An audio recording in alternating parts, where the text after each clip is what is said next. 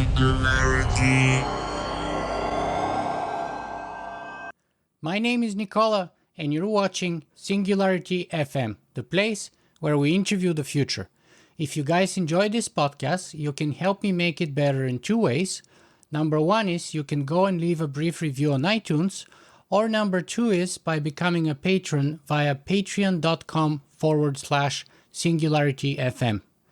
Today, my guest on my show is arguably the most influential living philosopher of our day, which is why Time magazine called him one of the top 100 most influential people in the world.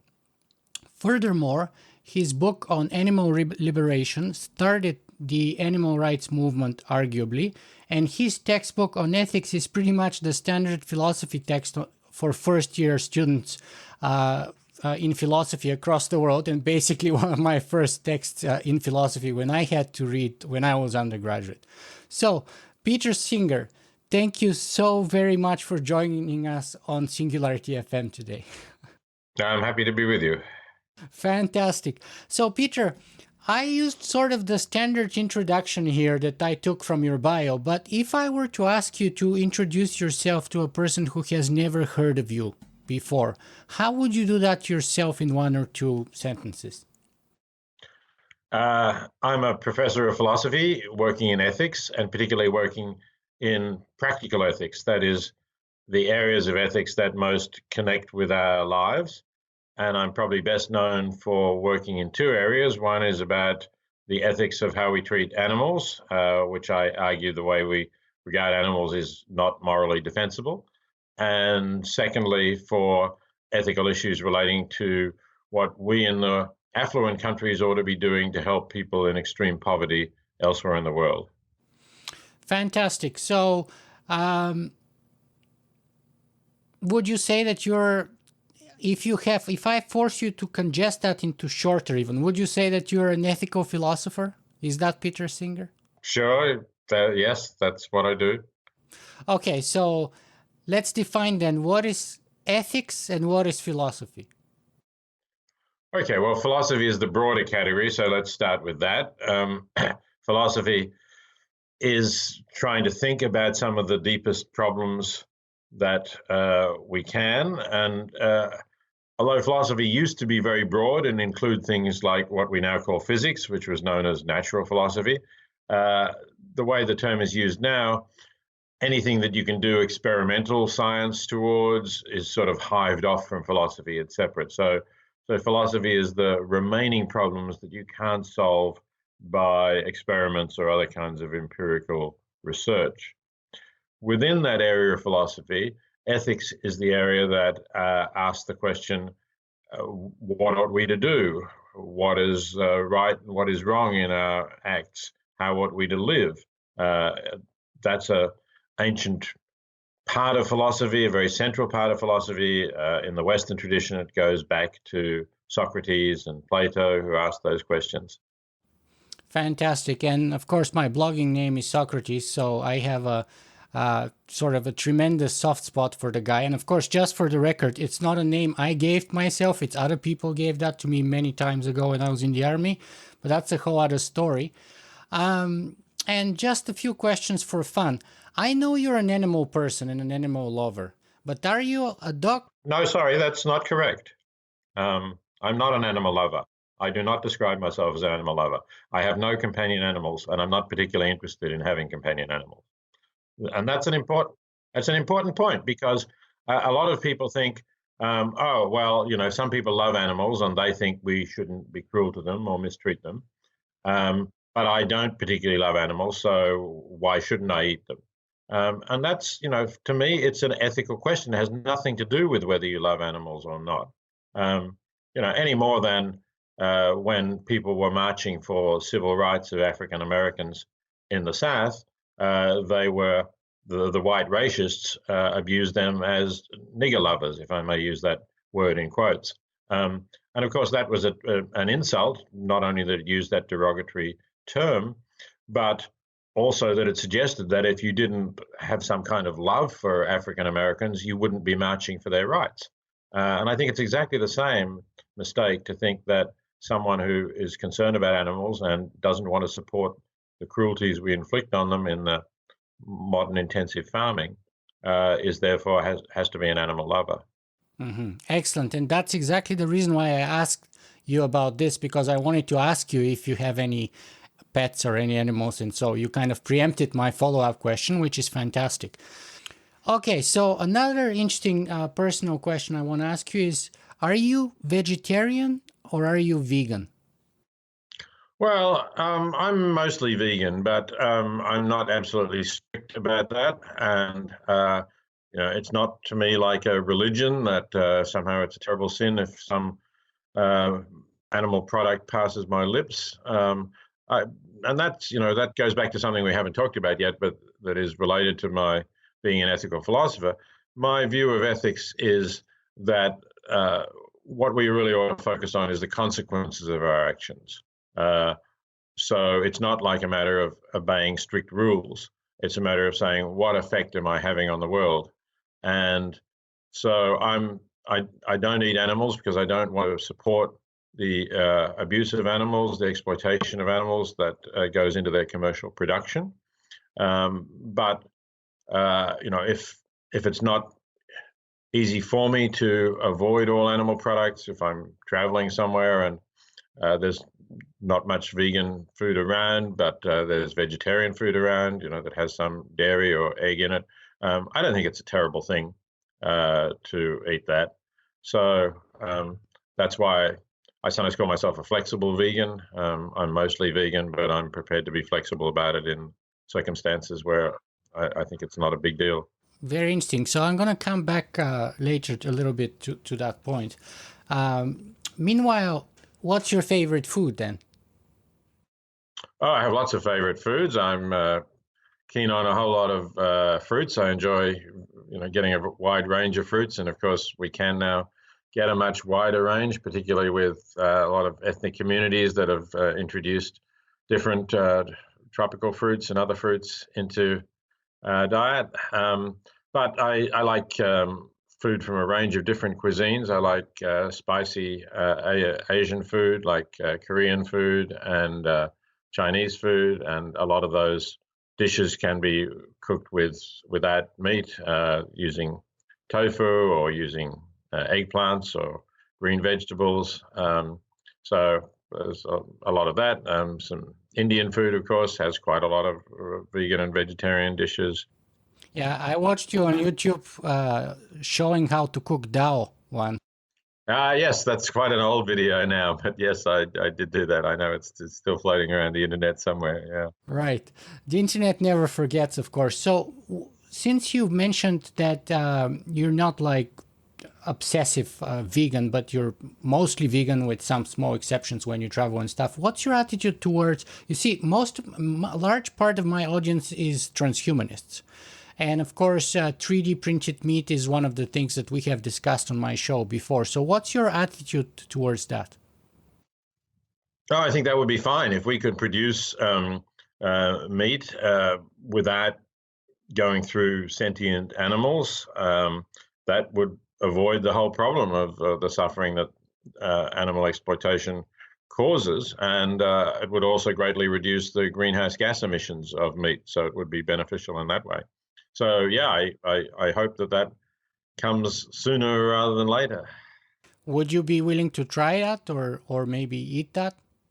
Yeah, sure. I have no problems with that at all. It's not sort of the biochemical substance meat that is the problem. It's the consequences of meat production through whole animals that I'm troubled about. It's similarly, if I sort of came across a deer that had been freshly killed on the road or something like that, I would have no objection to eating that. I mean, I don't particularly want to go and start carving up a deer and so on, but if somebody else were to do it for me uh, and offer me a piece of it, I would have no objection to that. It's again, it's the consequences of what you're doing, what you're supporting, that is really important. Interesting. Do you own a car? So I'm talking to you from Australia now, where I spend half of each year, and I do have a car here that we share with our family when we're not around, because in Melbourne it's very hard to get around without it. But when I'm in the United States at Princeton, I don't have a car. It's easier to manage there. I understand. Who was your greatest mentor or inspiration? Oh, so in terms of actual personal mentors, I guess I had some teachers of philosophy. One of them at the University of Melbourne is a philosopher not very well known called H.J. McCloskey. And it's interesting because his ethical position was completely different from mine, and rather opposed to the utilitarian view that I follow. But a lot of people don't realize that philosophers appreciate good arguments, whether they share the conclusions or not. And so he was very supportive of my career in philosophy, even though he disagreed with the conclusions that I was coming to. And that was an important influence. Also, then I went to Oxford to do my graduate work, and Professor R.M. Hare was my supervisor there, a very famous philosopher at the time, and he was, I found, an excellent teacher. So those have been mentors. Gosh, there's a lot of other inspirations, I suppose, who go back a lot further. And Socrates could be one of them, in fact, in terms of asking questions, asking awkward questions in society, and probing people about whether they really understand ethics and justice and those ideas. That's an inspiration. And being willing to pay the price for daring yes, to do so. I mean, I hope I don't have to face that choice. Let me just say that. I hope none of us has to. Yeah, of course. What's your greatest ethical failure? Be it personally or as a philosopher, or if you can make that distinction at all. As I said, one of the issues that I've written at length about is what we ought to be doing to help people in extreme poverty. And I argue that we all ought to be giving significant portions of our income to effective organizations that are making a real difference to the lives of people in extreme poverty. And I do that. I give away about a third of what I earn, but I could give away more. And I think it's a failure in a sense that I don't give away more, that I'm not as purely altruistic as I think ideally I should be. So you're giving away 30%, and yet you think you can do more than that? Yes, I can. Now, of course, that's because I'm reasonably comfortably off. I earn quite well. If I was earning much less, then maybe 10% would be all I could manage, if that. But yeah, at my income level, I think I could do better, and I know people who do better. So it's possible. I can't deny that it's possible. Very interesting. By the way, just out of curiosity, one question to indulge myself. You said that you've actually listened to some of my past podcast episodes, and they were like over 2 hours, which is why you weren't interested originally to come to my show. And I told you I'm going to make an exception for you, of course, and take any time that you're willing to give me. But which ones did you listen to, and what did you think, if you could share that? I don't really remember exactly which ones I listened to. I was really looking at what you were doing, the kinds of things that you were doing. But yeah, I mean, I think the whole transhumanist sort of issue that you do discuss is really interesting. And I think I tend to agree with the view that we're in some way too committed to our nature as we are. We have this kind of status quo bias to thinking we don't want to change human nature, and yet it's not clear to me why we should think that somehow everything's fine as we are.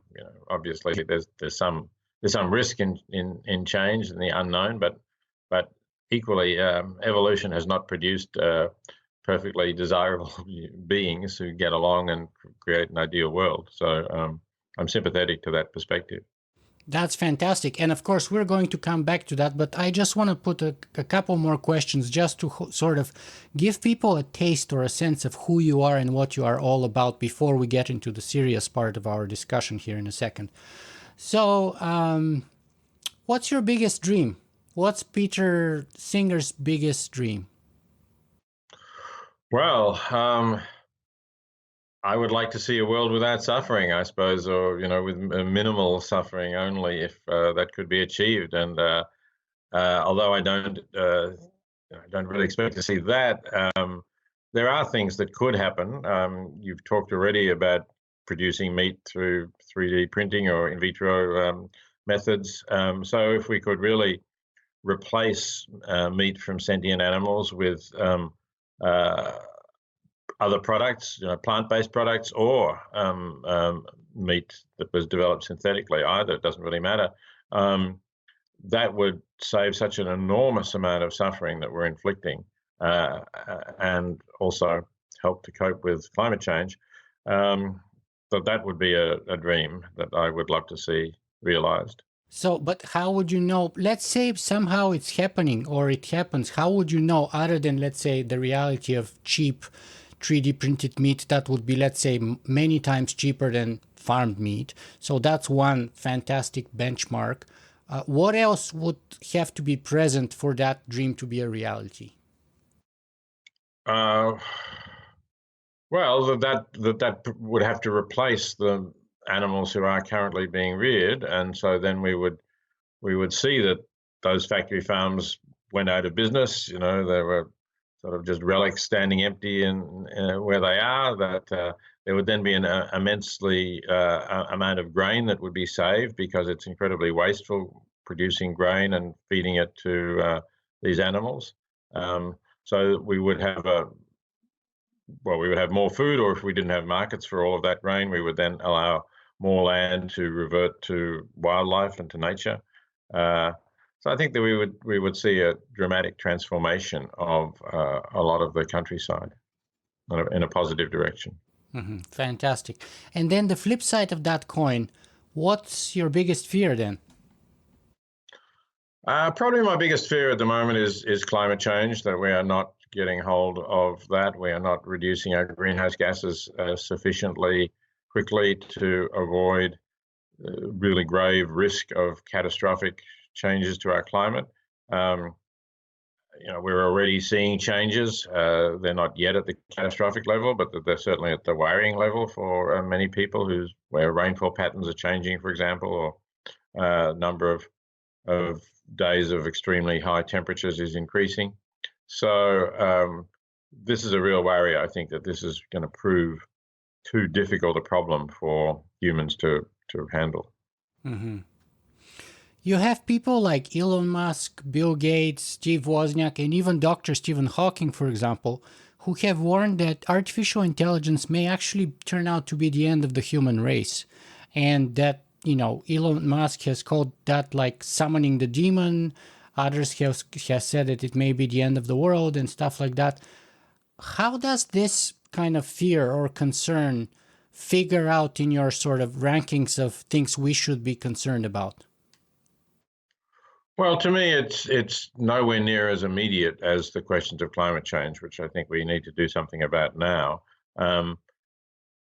I'm not an expert on AI, but from my reading, we're still quite a long way off of the prospect of AI actually being smart enough to take us over in some way. Sorry, what do you mean when you say a long way off? Like 50, 100, 200 years or 20 years? Not 20, somewhere in that 50 to 100 range, perhaps, which I think still gives us time to think about that issue. And let me just say one other thing that's relevant to the values you hear. I mean, we were just saying that the transhumanist perspective says that, human nature is not necessarily perfect or the best form of existence either.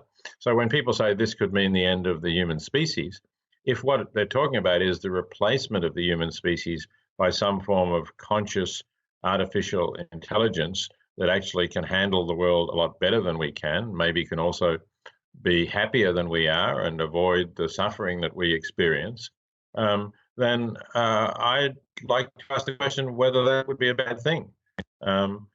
So I would be very concerned if all consciousness ceased to exist and there was no value in the world through conscious beings enjoying their lives and living rich and fulfilling and rewarding lives. But I don't particularly care whether those conscious beings are members of the species Homo sapien, or even whether they're carbon-based life forms. It's the it's the consciousness that's important, not the chemistry or the biology. Would you be concerned, though, about our species' survival or of some kind of continuity between the human species and the let's say, maybe the transhuman species that it may evolve into? Well, I would be concerned if there was no continuity, I suppose, because Let me then the give you a various... hypothetical. Let's say we develop artificial general intelligence and it reads Practical Ethics by Professor Peter Singer and does all kinds of incredible calculations and decides that to maximize the greatest level of happiness and minimize the least amount of suffering on our planet Earth, it has to exterminate the human race. Then are we to... Yeah, if it got those calculations right, if we're assuming that that was in fact the best thing in the long run for everyone, I find it a little hard to believe that it would be, but hypothetically, we just assume it's not completely impossible. I mean, I don't know why, if this is such a super intelligent entity, couldn't find a solution that could say, the human race can continue, but we're going to modify it so that it avoids some of the problems that it's creating. Well, just like you say in effective altruism that, let's say, $1 spent in Asia or in Africa is a lot better spent because it goes a lot further away than $1 spent, let's say, in Canada or in the United States, they would say, well, if we put all those effort in all those other species, as opposed to the humans, the planet would be much better off because, look, they've run the planet for the last, let's say, a few thousand years, and it's pretty much a disaster. Species extinction, environmental collapse, oceans are acidification, pollution with plastic materials, climate change, you name it, right? The risk of constant nuclear, confrontation between nuclear-armed powers. So they haven't done very good job, and it's just not worthy. Let's say effective altruism from the planetary point of view would mean that just like you favor investing in the third world or helping the third world causes rather than, let's say, the people who need it in Canada and in the US, they say likewise, only with other species against humanity. Yeah, okay, well, let's just assume that is the case. As I say, I find it not that easy to believe that would be the case, but if it is, then okay. I mean, if they've got the calculations right and that is the better outcome, as I said, I'm not wedded to the existence of any particular species. So would you resist any such sort of solution, and would it be ethically wrong to resist? I think it probably would be ethically wrong to resist it. Yes, I mean, it in a sense you could say it would be natural to resist it, but I don't think we should. Just as if my country were unjustly an unjust aggressor against other countries, and those other countries said, "Look, we have to go to war against your country because you're unjustly attacking other countries and causing a lot of problems in your part of the world." Now, then there would be a strong movement. So let's say it's Australia where I am, strong movement to say, all Australians join the struggle against our enemies, etc. But I think that would be wrong. I think Australians ought to resist that. If they recognise that it's their country that has been the unjust aggressor, they ought not to rally around the Australian flag and defend it. So similarly, I think if in fact this superintelligence correctly judged that we humans are the cause of so much suffering in the world and so much wrongdoing and need to be exterminated, I think it would be a mistake to say, well, I'm human, so somehow I have to defend all human beings. So we just walk to the slaughter voluntarily? If in fact that is the correct solution to all the problems, yes, that's right. As I said, this is hypothetical. I don't believe that would be the case, but if you ask me to assume that it is, then yes, we ought to get rid of ourselves. We ought to take the drugs. Presumably these kind, benevolent superintelligence would offer us some peaceful pill that we can take so that we just gently slip into death and wipe ourselves out, and then I think we should do that.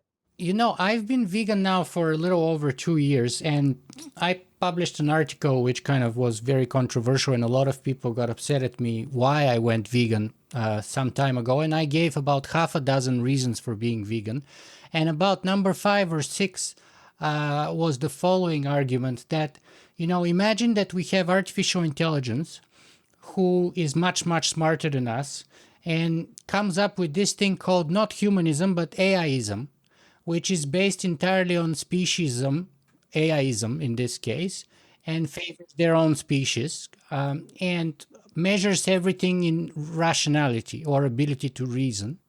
And just like we justify the killing of 70 billion animals and 1 to 3 trillion fish today based on the fact that we are smarter than them, or they're not members of our species or something like that, they do likewise.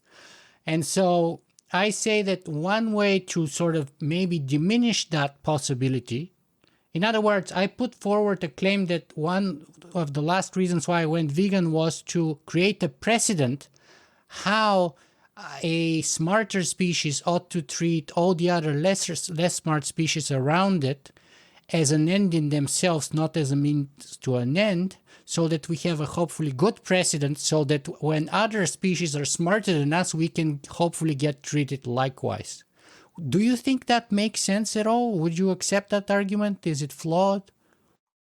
So what I accept is the idea that a useful way of looking at our situation vis-a-vis non-human animals is to imagine that there is an alien, more intelligent species that has power over us and treats us in the way that we treat non-human animals. I think as a kind of a thought experiment, what you're suggesting there is quite illuminating. Do I think that in practice, the fact that we were not treating animals the way we do would make it less likely that this superior species would treat us as we treat animals? Yeah, look, you know, maybe there's something in that. I mean, they might say, oh well, look, they're compassionate to the less rational, less intelligent beings under their power, so they deserve to be treated in the same way by us as they treat other animals. At least they can't say, look, we do the same that you do to the others. That's right. Exactly. That's right. So they don't have that excuse for mistreating us, and that's possible. Great. Someone criticized me a few weeks ago. Actually, that's happened several times, about the difference between ethics and morality, according to them. Would you say that in your view, as an ethical philosopher, there is actually a difference between ethics and morality? No, I don't think there is, you know, but this is a linguistic question, and I think usage has changed over the past century or more. It used to be that morality was what sort of ordinary people do, what they talk about, to right and wrong, and ethics referred to a more philosophical or scientific reflection on basic principles that might guide our conduct.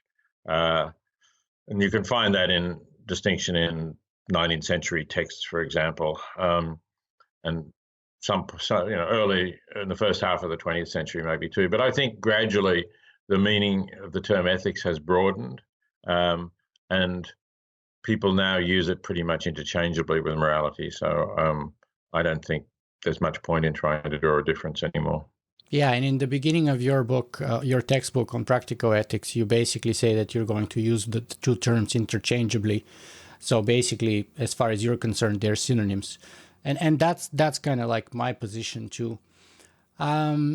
So what other are the big issues that humanity is facing today, other than, let's say, climate change, which you say is our top priority, and you didn't think that AI is a top priority? What other would be the top priorities? Well, I think global poverty is a priority. It's declining, fortunately, but there's still more than 10% of the world's population, about maybe 750 million people living in extreme poverty that the World Bank defines as around $2 a day. That's a very minimal way of living, and obviously there is a lot of hardship that people have to endure. Many things that we can assist them with to get out of poverty and have better lives. And I think that that's a major issue that we ought to be doing something about. So I do see that as a problem. I think there are also potential problems about population growth in some parts of the world, particularly the poorest countries of the world have the highest population growth, and that doesn't seem to be helpful in terms of overcoming poverty. So yeah, you talk about Nigeria, for example, in your book, and what was the other country you gave as example? Senegal, was it, or what was it? No, and Niger as well has a very, I think, the fastest growing population or the highest fertility rate, typical number of children born per woman is in Niger, which is an even poorer country than Nigeria. So that's a worry in terms of helping them to overcome poverty and helping to get out of internal strife. And it's also, Nigeria is likely to be quite subject to climate change because most of it is pretty arid. So, if you have a rapidly growing population and you have areas where food can be grown diminishing, you're going to have a recipe for a really bad situation. Right. What about existential risks such as, for example, nuclear war, nuclear proliferation, nuclear confrontation? Don't you feel that now with what's been happening, let's say, between Russia and the West in general, I mean, I don't remember personally the situation being as bad for maybe since the collapse of the Iron Curtain, of the Berlin Wall. Are you not concerned about stuff like that? I am still concerned about the risk of nuclear war. I think I mean, there is certainly some existential risk from that, undoubtedly. If Russia and the United States started using a large number of their nuclear weapons, that could be an existential risk. I think of it more likely as a small number of nuclear weapons could be used, and then there would be a halt rather than total obliteration. But of course, that would itself be disastrous, even if not something that would wipe out our species or life on Earth. So, yeah, I do worry about that. I think there are a number of risks also. I guess there is still risks of pandemics, either natural or instigated by terrorists, for example. But the natural risk is I think significant because there are viruses around that we have no resistance to that are lethal, that at the moment are maybe confined to certain regions, but there's so much more travel nowadays. There's also, again, it relates to intensive agriculture that when you have tens or hundreds of thousands of animals packed together, it's kind of an ideal reservoir for breeding new viruses that could spread to humans. So I think there are risks of that kind that I would see as existential risks that we need to think what we can do about to reduce. Mm-hmm, mm-hmm. Yeah, I was just watching on the news yesterday that they're actually just testing a new vaccine against Ebola. It's a Canadian made vaccine, and they're just actually vaccinating the sort of all the medical workers in Africa, where we just had a new outbreak of Ebola, and a nurse just died yesterday. So that's giving me some hope that we're hopefully making progress on things like that. But going back to effective altruism, which is a big part of your life, I know.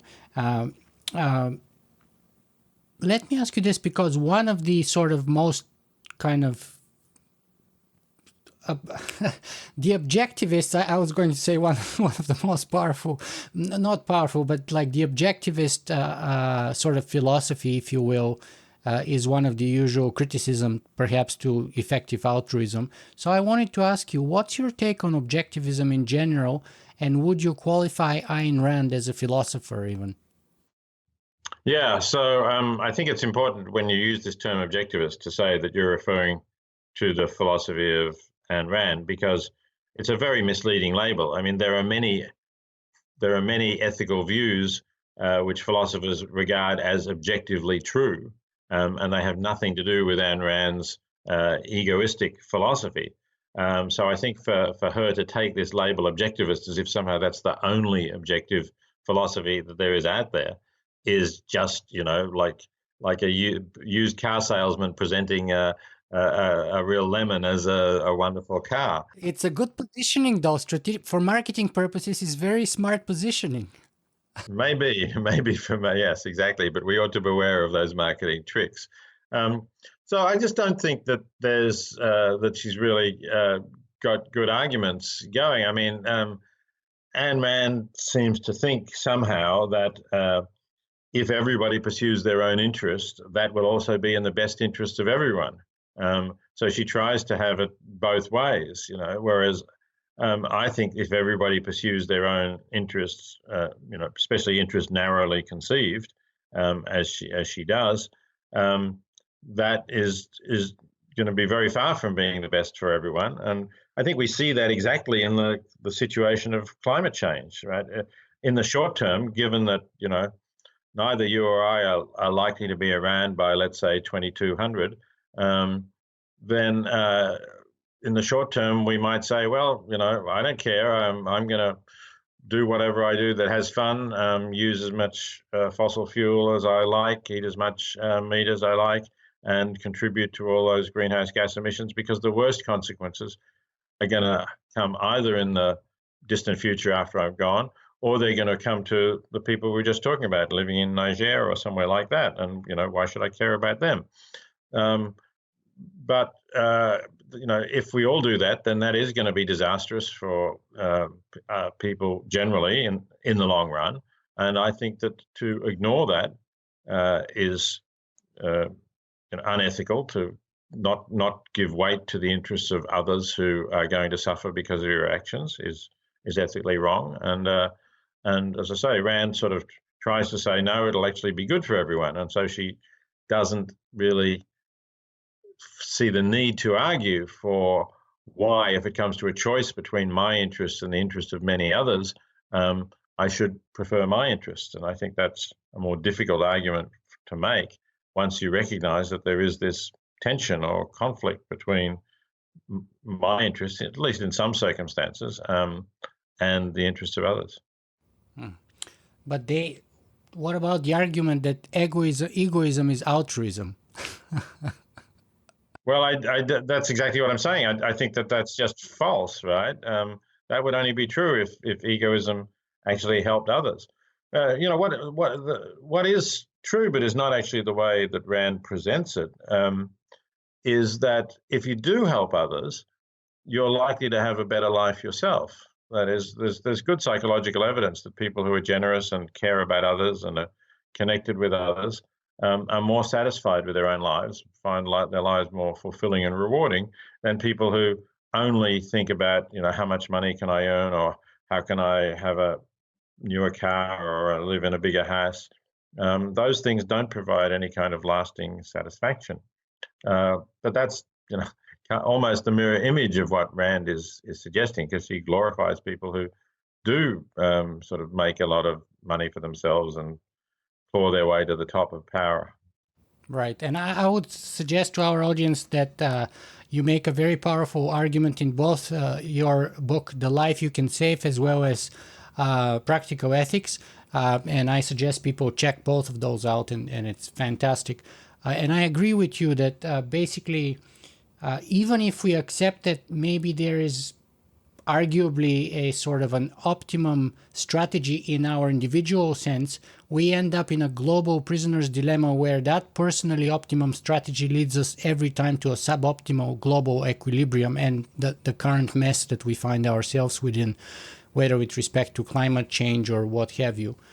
But let me move away a little bit from sort of that point of view into the idea, which is another criticism that people often level at me, that ethics is totally subjective. That there's nothing that could ever be objective about ethics. It's always going to remain subjective, and therefore it's useless or besides the point because we're never going to agree upon it. What's your take on that kind of sort of approach or criticism? Is ethics totally subjective? I have two things to say about that. The first one is that even if it were true that ethics is entirely subjective, it wouldn't follow that we have nothing to say about it, because we might still appeal to other people's subjective beliefs. And for example, if I say to somebody, look, you oughtn't to eat meat because it comes from factory farmed animals who suffer a lot, and they say, well, that's your subjective viewpoint. I don't really care about that. I think I might still be able to say some things to them. I might be able to say, for example, as you did earlier, well, what would you say to superior aliens who treated us the way we treat animals?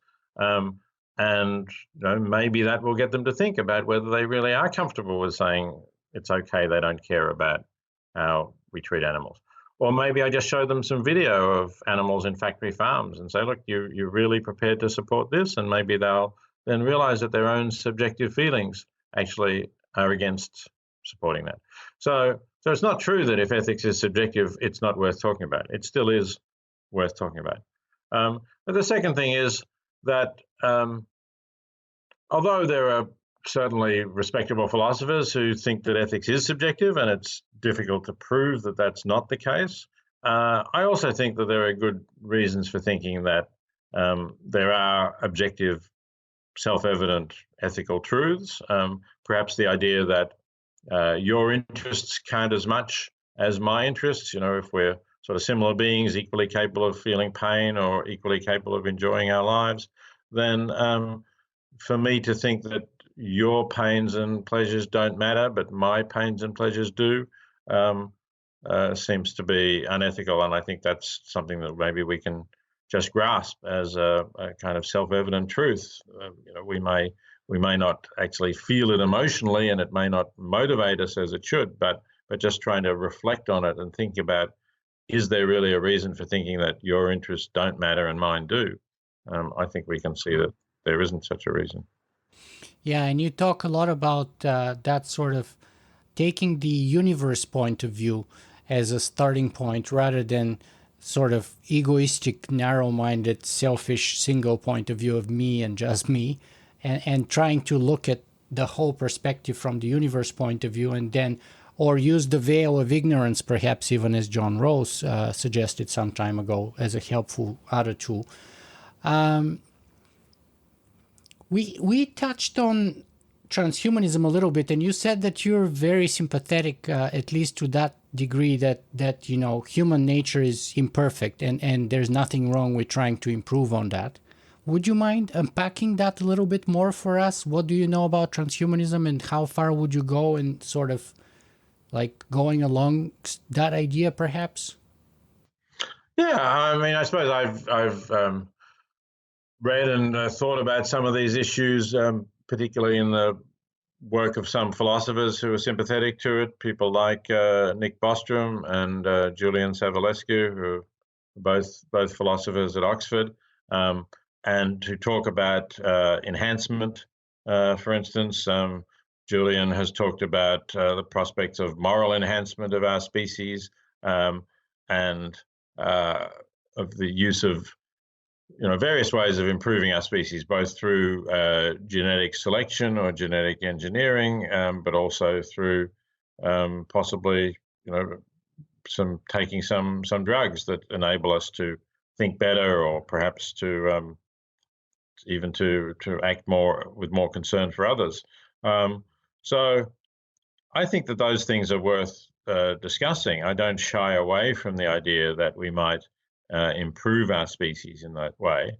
And as I said, when you think about, so how is it that we are as we are, the answer clearly is an evolutionary one.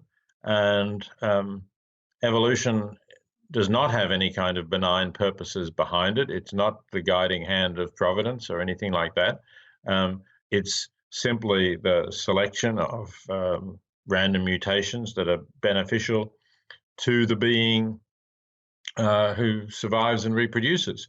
but the traits that we have developed from our ancestors that were successful for our survival and reproduction are not necessarily desirable traits in the world today.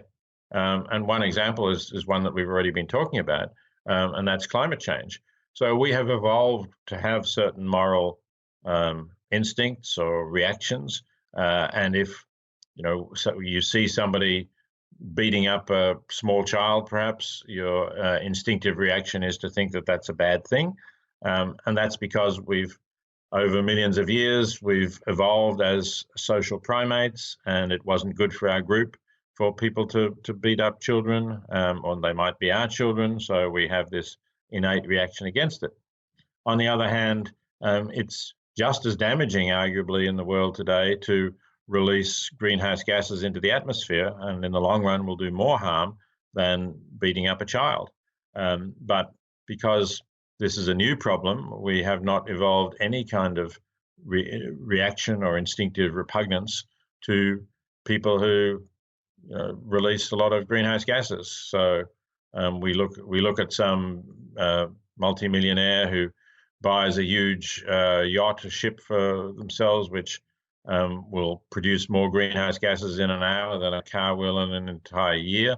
And we don't think, oh, that's terrible, this person is doing something awful. We don't have the kind of repugnance that we would if we saw that person beating up a child. But we should. We need to have the kinds of reactions that will enable us to solve the problems of the 21st century, not the problems of 5,000 years ago.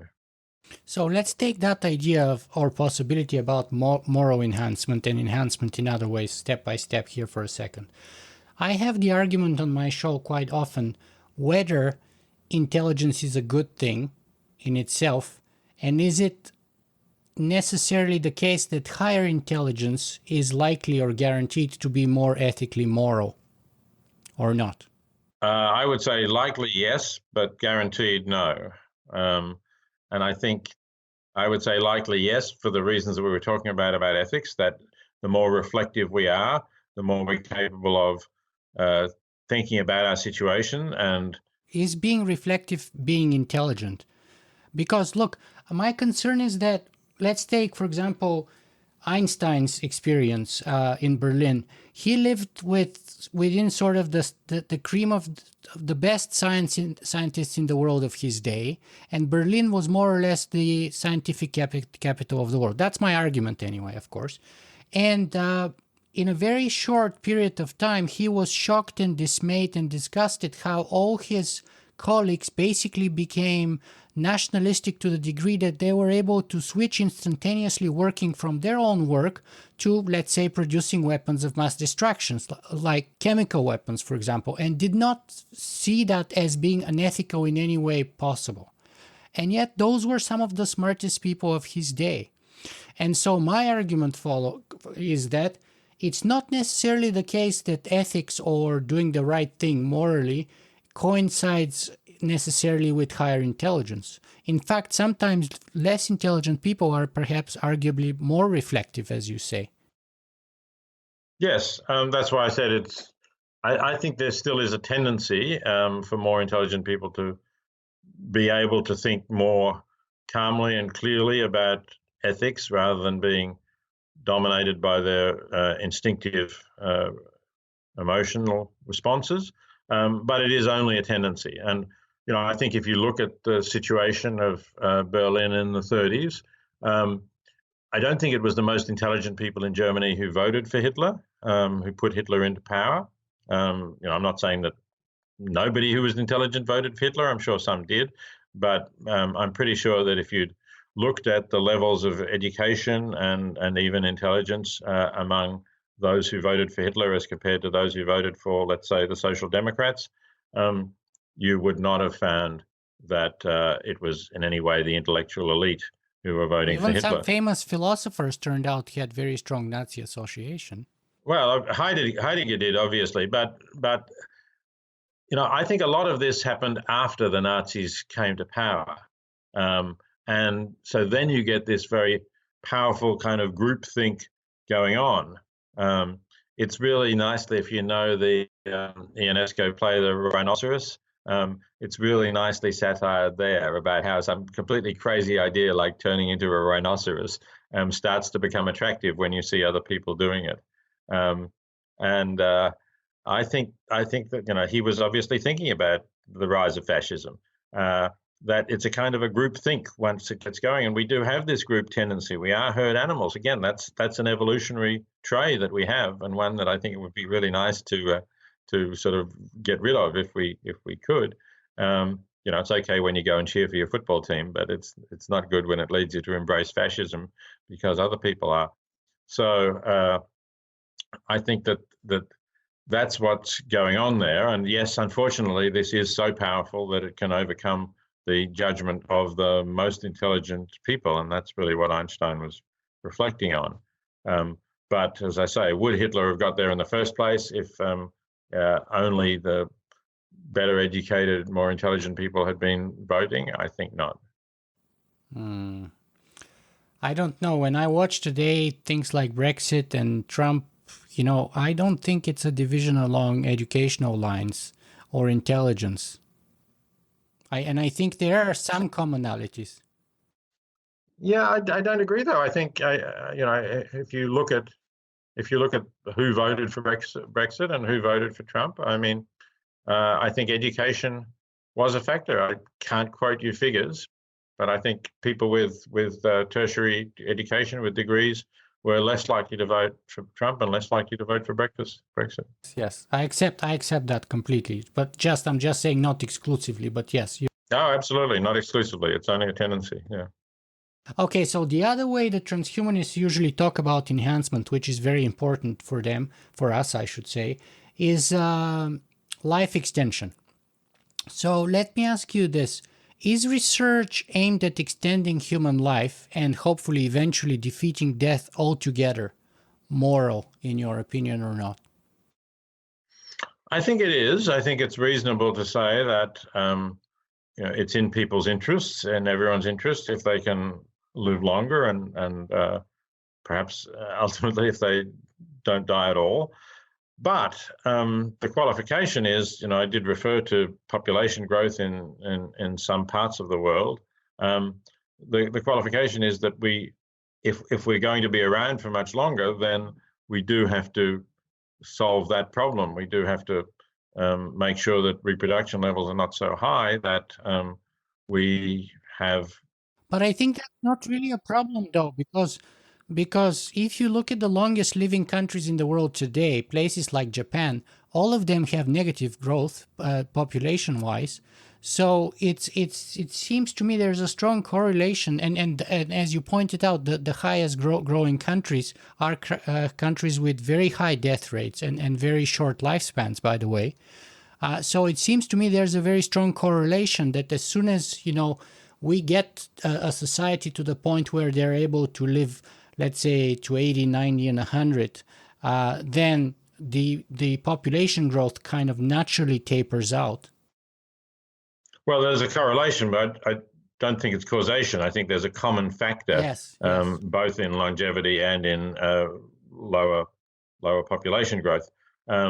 So if we were somehow to get the greater longevity without those other factors, maybe that wouldn't happen. But you may be right that it's likely that they'll come together, and if so, then if that will sort of automatically solve the problem, then it would be a good thing without possible hazard that I was referring to. Mm-hmm, mm-hmm. Very interesting. And going back sort of to the AI question and the technological singularity question, because after all, my show is called Singularity FM. Ray Kurzweil, by the way, and the majority of people think much closer timelines than you have given. So Ray has gone on the record to say that 2028 will be when machines would match human intelligence, and then by 2045, we would have the technological singularity. Sort of the average opinion in, let's say, computer scientists and people in the field, with a few polls that I have seen with a couple hundred experts, have generally started to shift within 2 or 3 decades from now. And already even some of them are actually saying that Ray is kind of being conservative given the most recent developments that we have observed with, let's say, DeepMind and AlphaGo and things like that.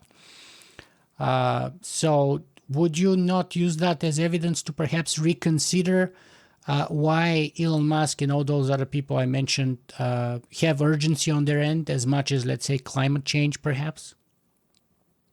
Nick Bostrom, who is another colleague of yours, he is buying that argument, it seems. Yeah. So, I mean, I know I've seen these surveys, but I've asked people, for example, at Princeton University, the Center for Human Values that I'm involved with has a kind of joint program with the Center for Information Technology Policy. And we had a workshop last year where we had people from DeepMind as well as from Microsoft and Facebook and Google talking about various issues, ethical issues raised by AI. And at some point, I think I said, well, look, there's nothing on the program here about the singularity or about, AI takeover. And why is that? And basically, they laughed. They said, we don't see this as anywhere near on the horizon. And, the people from DeepMind were saying, look, yes, winning at AlphaGo is one thing, but it's a very clearly defined game operation with very specific rules. And it's nothing like the kind of intelligence that you would need to actually be able to sort of function in the world in the way that humans do, or even in a superior way to that.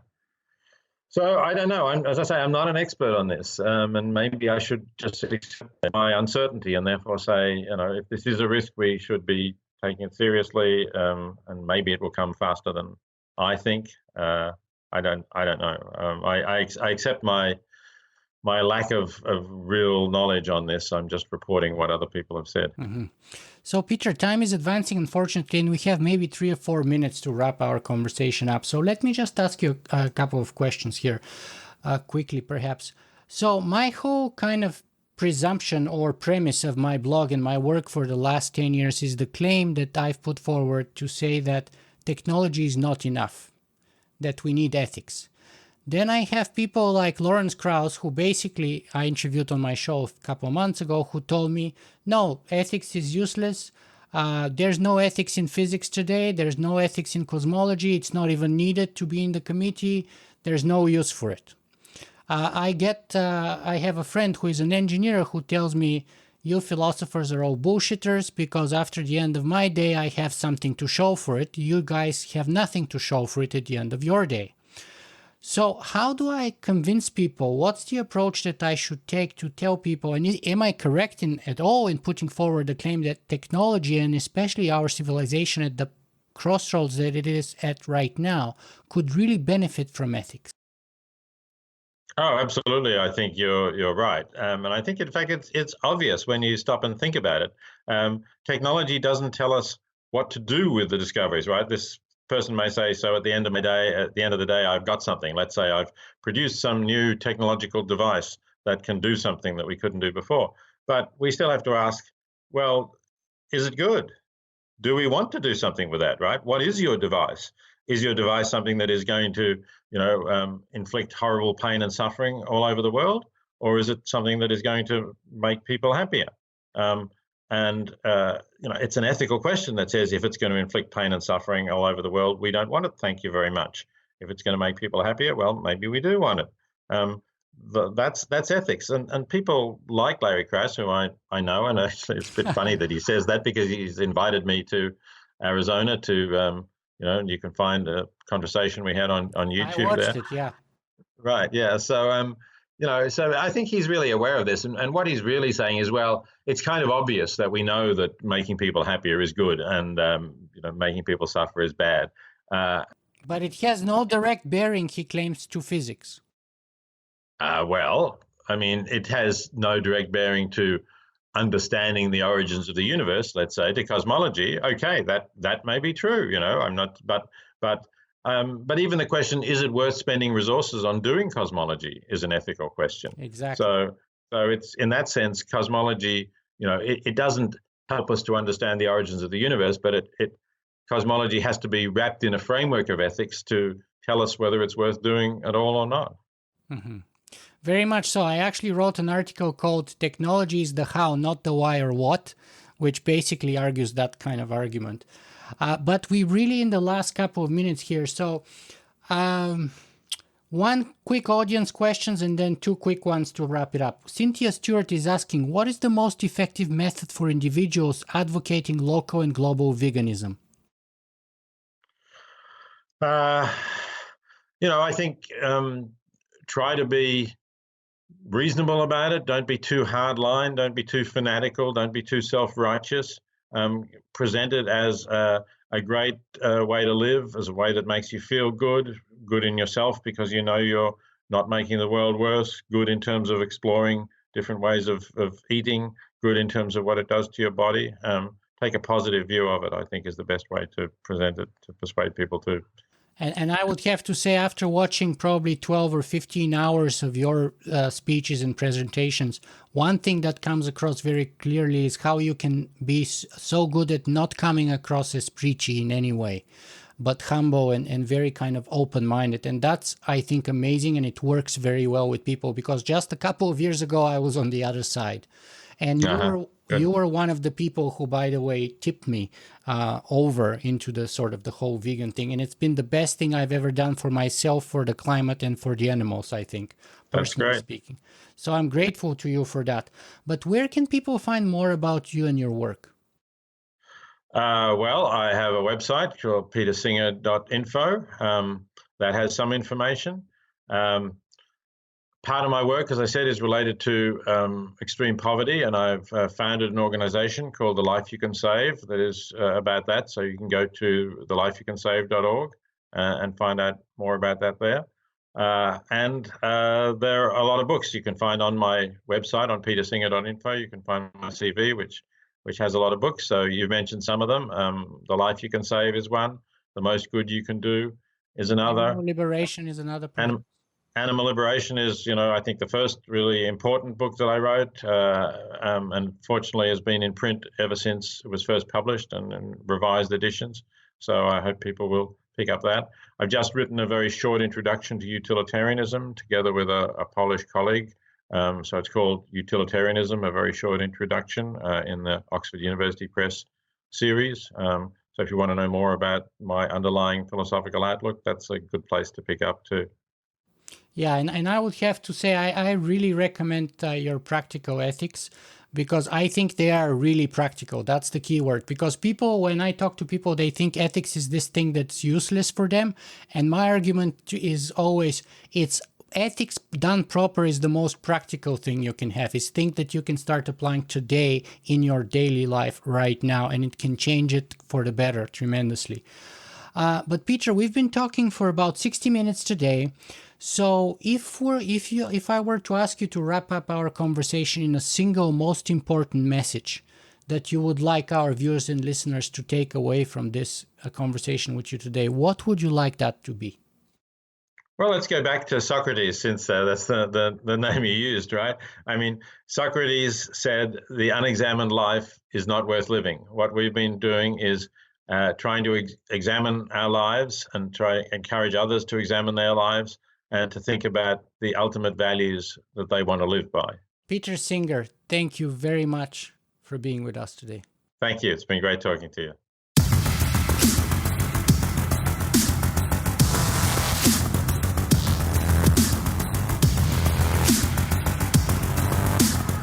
If you guys enjoyed this show, you can help me make it better in a couple of ways. You can go and write a review on iTunes, or you can simply make a donation.